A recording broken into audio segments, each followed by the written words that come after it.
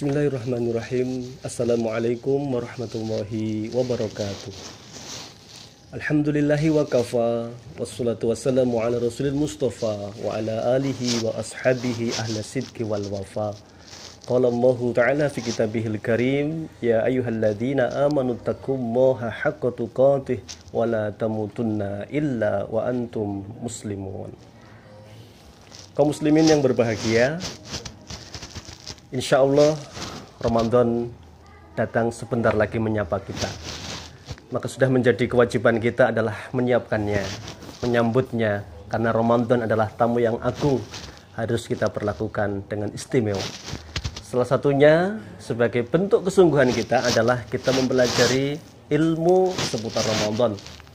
Baik, edisi kali ini kita akan bicara tentang fikih Ramadan, khususnya fikih siam terkait dengan siapa saja yang mendapatkan rukhsah untuk boleh tidak berpuasa di bulan Ramadan. Bil khusus, tema kita fokus pada pembahasan bagaimana ibu menyusui, ibu hamil melewati hari-harinya di bulan Ramadan. Baik, kaum muslimin yang berbahagia, satu hal yang harus kita yakini bahwa Ramadan adalah puasa Ramadan hukumnya wajib, karena ini rukun iman, rukun Islam bagi kita. Maka kita bisa melihat ya, bagaimana sepanjang sejarah kaum muslimin demikian gegap gempitanya menyambut bulan Ramadan, karena mereka tahu ini adalah kesempatan emas. Bahkan Ramadan dijadikan oleh Allah Subhanahu wa taala bulan untuk membakar dosa-dosa. Maka bil khusus kepada para kaum muslimah, wanita hamil, ibu menyusui, syariat sudah mengatur bagaimana ketika mereka kesulitan melakukan puasa di bulan Ramadan. Apakah mereka boleh tidak puasa? Apakah harus berpuasa dengan menanggung resiko, misalnya keguguran bagi yang hamil, ataupun anak kurang gizi ketika sedang menyusui? Ataukah kemudian boleh tidak berpuasa tanpa mengganti apapun, karena mereka meyakini rukhsah adalah manakala ketika mereka tidak mampu melaksanakan, mereka boleh meninggalkannya.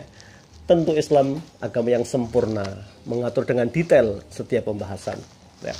Baik, disarikan dari beberapa referensi kitab-kitab fikih, kami coba ulas beberapa pendapat dari para ulama terkait dengan siam Ramadan bagi wanita hamil dan wanita menyusui.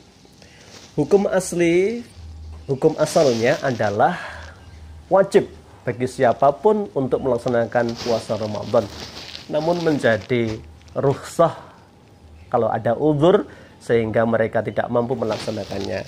Di dalam Al-Quran surat Al-Baqarah ayat 185 Allah berfirman, A'udzubillahi minasyaitonirrajim, faman syahida minkumus syahra falyasum.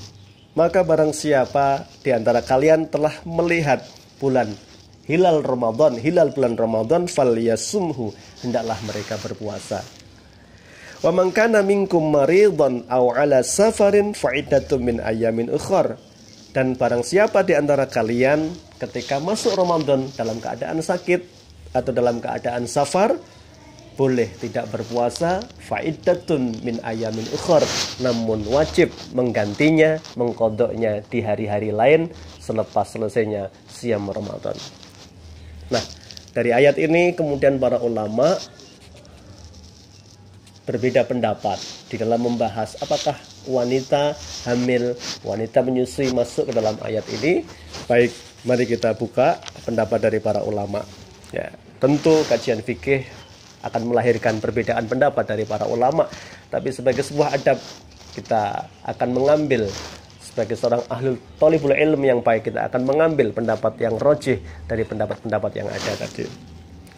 Yang pertama, pendapat yang mengatakan bahwa wanita hamil, wanita menyusui ketika memilih tidak berpuasa di bulan Ramadan, mereka wajib mengqadha dan membayar fidyah.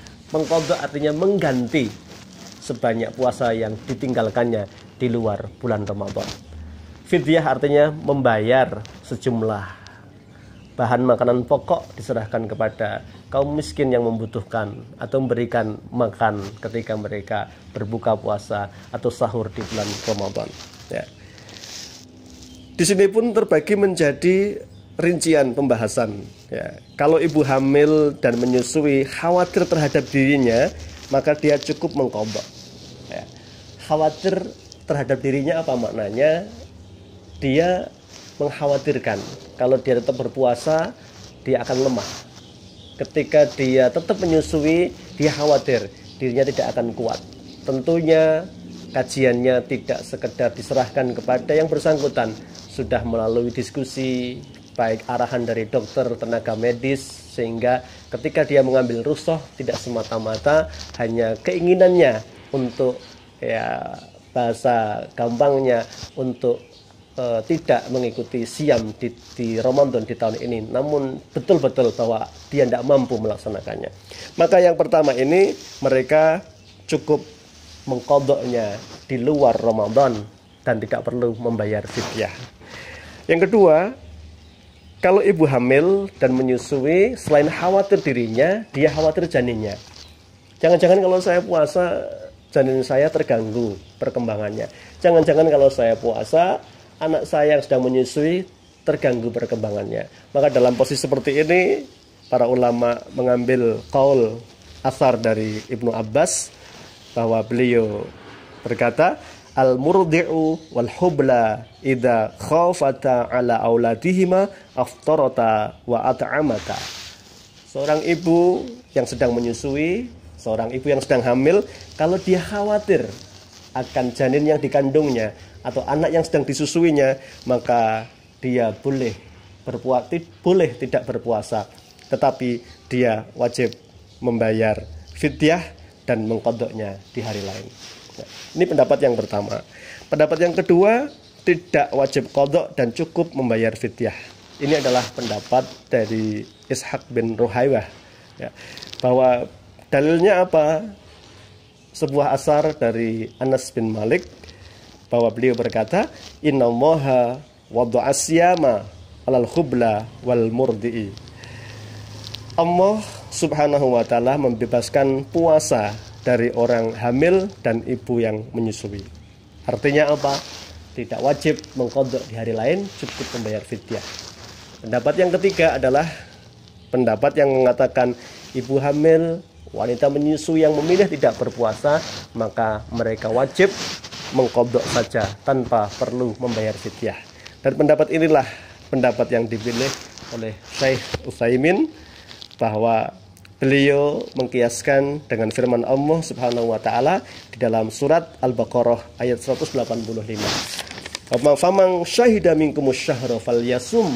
Barang siapa menyaksikan bulan Ramadan, hendaklah dia berpuasa. Faman kana minkum maridun aw ala safarin fa iddatun min ayyamin ukhra. Namun kalau dia ada kendala karena sakit, karena safar, hendaklah mengganti di hari lain dengan mengqadhanya. Maka wanita hamil, wanita menyusui dikiaskan dengan kelompok ini. Artinya ketika orang hamil, orang menyusui tidak berpuasa, dia wajib menggantinya di hari lain, karena hakikatnya rukhsah itu rukhsah yang terbatas. Artinya ketika kondisinya sudah kembali sehat, maka dia wajib mengganti puasa di hari lain. Dan inilah pendapat yang diambil. Nah, sebagian pendapat mengatakan, bukankah Ibnu Abbas berpendapat bahwa wanita hamil, wanita menyusui yang memilih tidak berpuasa, dia cukup, ya, untuk membayar fidyah saja, ya, dan tidak perlu mengqadha, ya. Dijelaskan oleh beliau Ibnu Utsaimin, maksudnya adalah bahwa wanita hamil, wanita menyusui yang kondisinya lemah, tidak mungkin menggantinya di hari lain, maka mereka cukup membayar fidyah saja.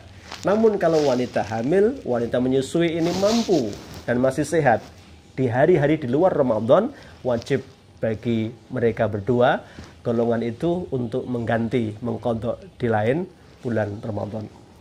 Berikutnya adalah pembahasan fidyah. Berapakah takaran yang harus dikeluarkan? Ya.